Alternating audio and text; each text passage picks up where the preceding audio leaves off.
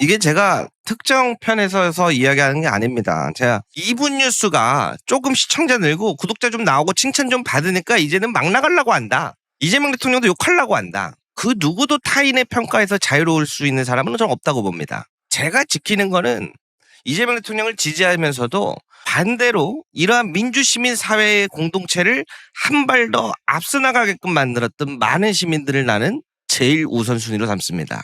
그런데 그분들이 불안해한다는 것은 굉장한 신호라고 저는 봅니다. 전에 제가 말씀드렸어요. 청년부가 신설된다 그랬는데 장관, 차관 이런 사람들 누구로 채워질지 궁금하고 공소청, 기소청이 이제 신설되면 거기에는 누가 들어갈지 궁금하다. 지금까지 보안수사권 외친 사람들이 들어갈 것 같은데 제가 아는 거 없거든요. 근데 왜 그런 생각이 들까요? 그래서 제가 정리한 글이에요. 국민들은 변화도 원하지만 안정도 원합니다. 첫 번째, 국민의힘 정치 세력과 국민의힘 지지하는 국민을 분리해서 봐야 한다. 국민의힘 정치인이 잘못한 것과 국민의힘을 찍은 국민의 불안은 다릅니다. 국민의힘과는 싸울 수 있습니다. 그러나 대통령의 입장에서는 국민의힘을 찍은 지지자들까지 적으로 돌리는 순간 절반의 대통령이 되겠죠. 제가 이해하려고 굉장히 여러 가지 면에서 쓴 글이에요. 두 번째, 극우와 합리적 보수를 분리해서 봐야 한다. 외연 확장은 보수 전체에 고개 숙이는 게 아닙니다. 합리적 보수, 중도 보수, 생활 보수들 끌어안아야죠.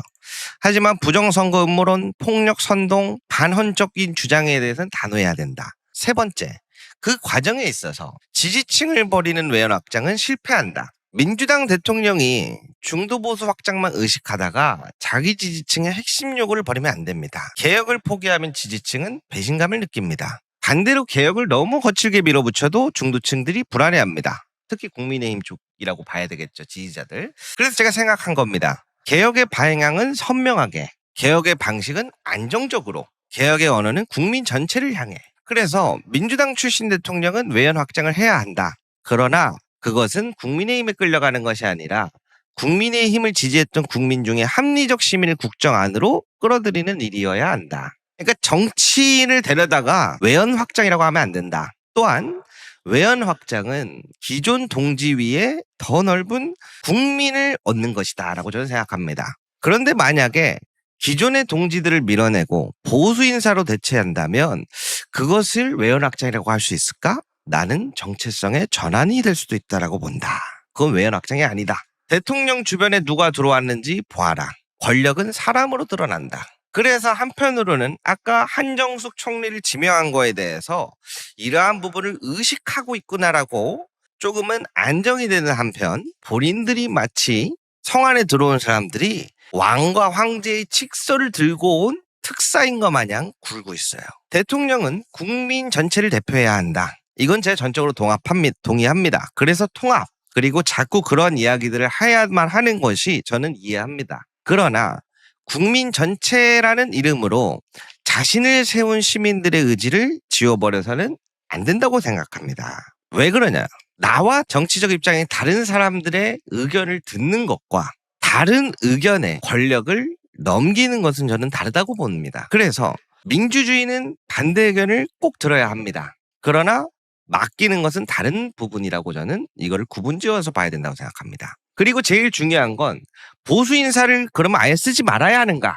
저는 그렇지 않다고도 봅니다. 그런데 국민에게 설명을 해야 한다고 봐요. 왜 이 사람이 필요하고 이 사람이 어떤 개혁 과제에 기여하고 어떤 기준으로 선택하는가? 오늘날 빠져있는 가장 큰 부분이라고 봅니다. 이해훈, 이병태 등등등 이 사람들이 왜 추천이 되었고 왜 임명이 되었는지 그 누구도 알지 못합니다. 이현주를 데려온 정성호 장관, 이병태를 추천한 이현주, 이병태는 부총리급을 줬으니 홍준표, 홍사목을 가져왔으니 홍준표는 총리급을 줘야 한다라는 이야기가 나오면서 홍준표 총리설이 돌았고 이해훈을 추천한 게 송영길 대표님이 맞습니까? 우리 지역에 박용진 사고치는 박용진 의원을 추천한 게 우리 김영진 의원이 맞습니까?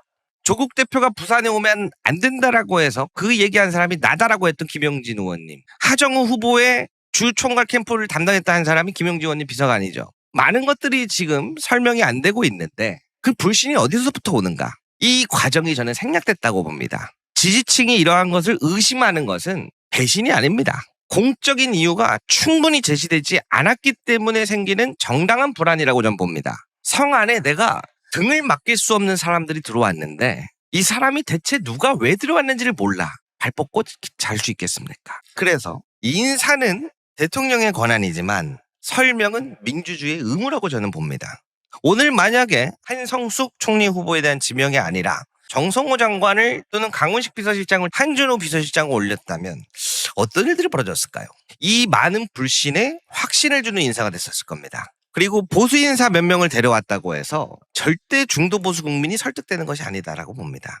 중요한 것은 국민들이 이 정부의 방향성이 내 삶에도 필요하다고 느끼게 만드는 것이라고 저는 봅니다. 인사 영입이 아니라 국민들의 사회적 동의의 확장이 저는 외연 확장의 본질이라고 봅니다. 오늘 꼭 하고 싶었던 이야기입니다. 2분 뉴스가 조금 시청자 늘고 구독자 좀 나오고 칭찬 좀 받으니까 이제는 막 나가려고 한다. 이재명 대통령도 욕하려고 한다. 그 누구도 타인의 평가에서 자유로울 수 있는 사람은 저는 없다고 봅니다. 제가 지키는 거는 이재명 대통령을 지지하면서도 반대로 이러한 민주시민 사회의 공동체를 한 발 더 앞서 나가게끔 만들었던 많은 시민들을 나는 제일 우선순위로 삼습니다. 그런데 그분들이 불안해한다는 것은 굉장한 신호라고 저는 봅니다. 오늘 저는 이 신호를 절반 이상을 지켰다고 봐요. 그런데 주변을 둘러보니 그 적신호가의 절반이 여전히 존재한다. 그래서 제가 항상 말씀드리는 것이 국정에서 허용되는 자리는 국민을 위한 사람으로 채워져야 된다. 그렇지 않으면 그 전부가 이재명 정부에 대한 비판으로 돌아설 확률이 굉장히 높기 때문에 말씀을 드려봅니다. 저는 도대체 궁금합니다. 이재명 TV의 MC를 맡고 있고 청와대에 속해 있는 기자들, 요 근래 문주털레를 외치고 있는 언론사들에서도 기사들이 어떻게 나요? 이재명 대통령은 단 한순간도 유시민, 김어준, 정청래를 이야기한 적 없습니다. 유시민과 김어준과 정청래를 비판했다라고 하는 기사는 어디서부터 나올 수 있는 걸까요? 그래서 제가 말씀드리고 싶은 건 대통령의 의지인지 아닌지 우리는 알 수 없을 겁니다. 그러나 높은 사람의 누군가의 의지가 지금 가장 밑에까지 투영되고 있는 상황은 분명히 벌어지고 있습니다. 가장 이게 제가 무섭다고 생각되는 점이 두 가지입니다. 첫 번째로 아까 이재명 대통령이 말씀하신 것처럼 1억 개의 눈과 귀와 5천만이 넘는 집단지성은 다 보고 있다고 하시는 말씀이 저는 이거를 내포하고 있다고 봅니다. 국민들이 지금 이재명 정부에서 주안점이 무엇인지를 보고 있는 겁니다. 모든 언론사가 이걸 때리고 있고요. 이게 지금 국무총리 후보였던 사람과 새로 들어오려고자 하는 뉴 이재명 친명계가 앞으로에 있을 당을 장악해 나가는 방식입니다. 그거를 전 온 국민이 목도하고 있다고 봅니다. 예전같이 이재명 대통령의 외교, 성과, 경제 다 뒤로 가지고 있죠. 왜 그럴까요? 가장 큰 부분, 어제 지난날에도 말씀드렸던 부분인데 겸손, 최욱 매불쇼 등등등 해서 제가 한 번씩은 다 출연을 해봤지 않습니까? 매불쇼도 제가 직원이 몇 명인지는 정확하게 물어본 적 없지만 눈대중으로 봤을 때 한 60, 70명 되는 것 같아요. 겸손은 힘들다를 가봤더니 깜짝 놀랐어요. 정세현 장관님이었나요? 저번에 어떤 분이 그런 말씀했는데 깜짝 놀랐다. 방송국 시스템이더라. 민주시민의 이야기를 대변해주는 곳이 많지 않아서 어떻게든 우리가 그의 영향력에 버금가는 것들을 만들겠다고 해왔던 그 노력의 연속들이 있고 또 다른 한편으로는 김대중 대통령, 노무현 대통령, 문재인 대통령 그리고 이재명 대통령까지 좋으나 싫으나 전 좋습니다. 훨씬 장점이 많다고 보고요. 하나의 선이에요, 선. 요 근래 제일 재밌는 이야기들이 하나가 있죠. 바로 영화 마이클이 떠오릅니다. 마이클 잭슨을 모티브한 영화죠. 오늘 하고 싶은 이야기와 일치하기도 합니다. 평점은 6점 정도로 조금 낮습니다. 그런데요. 어떤 일들이 일어나고 있냐. 당신들이 마이클 잭슨을 모욕해? 라고 하면서 나쁜 평, 모욕적인 평을 단 평론가들을 추적하기 시작합니다. 영화를 잘 만들고 못 만들고는 두 번째라고 저는 보는 겁니다. 이 사람들의 마음속에는 내 젊은 시절을 기억하는 하나의 상징으로 내 추억으로 과거로 경험으로 저는 자리 잡아 있다고 봅니다. 그에 대한 공격이 내 정체성에 대한 공격으로 느껴질 확률이 전 대단히 높다고 봅니다. 문재인, 조국, 유시민 등등등등등 그리고 노무현 대통령까지 요즘에 공격하기 나서기 시작했죠. 노무현 재단을 취재하겠다고요? 곽상원 의원님, 노무현 재단이 일을 안 하고 이름만 판다고요?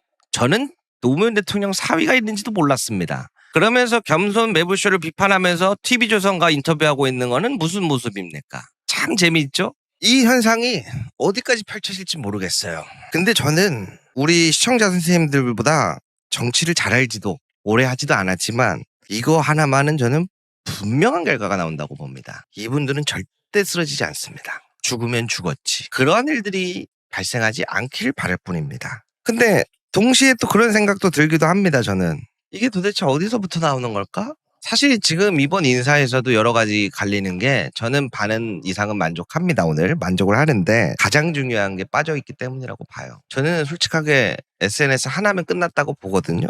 문재인 대통령을 만나뵈러 갑니다. 아니면 이런 것들을 멈춰야 합니다. 민주당의 전통과 역사, 민주주의의 기반이었던 분들이 모욕적인 이야기를 당하는 것은 없어야 합니다라는 글 하나면 됐을 텐데 그게 없어서일 것 같습니다. 그리고 마지막으로 정부에서 임명하는 인사직 자리에서 저런 C8 저팔이니 이런 단어를 쓰는 사람들은 바로바로 좀 처리하셨으면 좋겠습니다. 그거 다른 사람들도 다 봅니다. 저도 누군가를 비난하거나 비판하거나 언급 안 하면 가장 좋죠. 왜 사서 적을 만듭니까? 근데 제가 이재명 정부에 기대하는 바가 크기 때문이에요. 크기 때문에. 어제 잠깐 김민석 총리가 마지막으로 대학생들과 함께 간담회라고 해야 되나? 봤는데 제가 드는 생각은 하나였습니다. 가장 좋은 기회를 날리는구나. 몇 번을 말씀을 드렸는데 뭐 이거는 저희가 뭐 말한다고 다 되는 건 아니겠지만 어떻게 한 사람도 가서 책임 있는 사람이 현장을 정리하려고 안 하냐.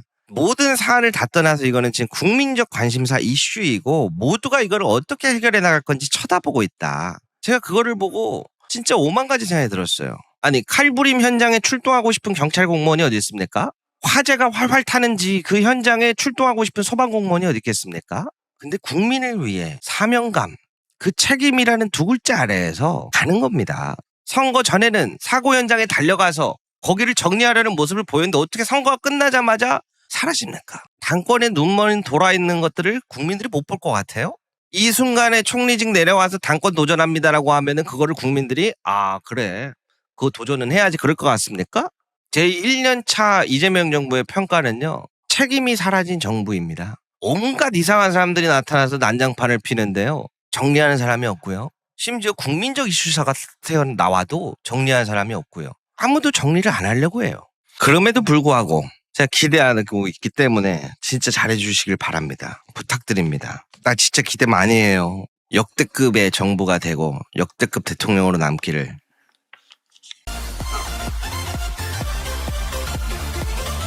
어이구! 네. 축하합니다. 파란색 당첨입니다.